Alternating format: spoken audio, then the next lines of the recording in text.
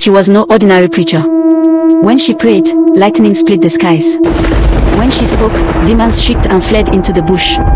People traveled from distant kingdoms to kneel before her, begging for healing, prophecy, and deliverance.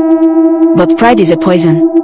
And even fire can be swallowed by greater darkness. When Miriama arrived in a new village to spread her ministry, she sought a place to stay. Among the crumbling compounds and clay huts stood a lonely house at the edge of the village.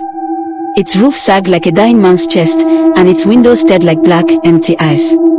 The villagers begged her not to rent it. "That house is cursed," they whispered. "It belonged to a witch who slaughtered her own children. Their bones are buried under the floor. At night, their cries still echo. No one who enters ever leaves whole." But Miriama's lips curled in scorn. "Do you not know who I am? I fear no demon." And so she paid the rent, and that night she slept in the witch's house. As darkness swallowed the sky, the house groaned like an old beast awakening. The kerosene lamp flickered, shadows stretched unnaturally long across the walls, and Miriama began her midnight prayers. But suddenly, the Bible slammed shut on its own. A cold wind tore through the room, though the night outside was still. The floorboards creaked with footsteps. Then came the sound, laughter. Small, childish, broken laughter. Miriama froze. From the mud walls, tiny bloody handprints began to appear, one after another, crawling upward toward the ceiling like living insects. The smell of rotting flesh filled the air.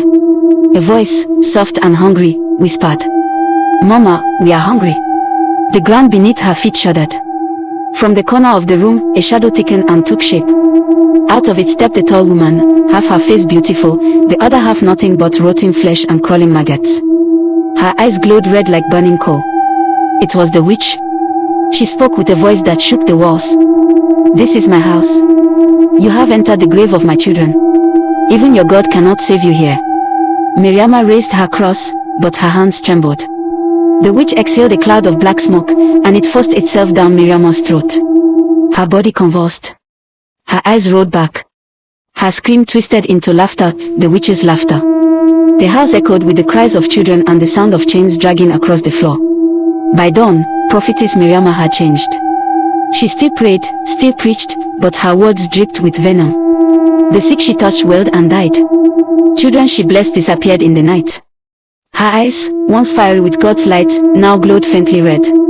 Villagers said that if you passed by the house at midnight, you would hear her voice, half hymn, half curse, singing softly with the unseen children.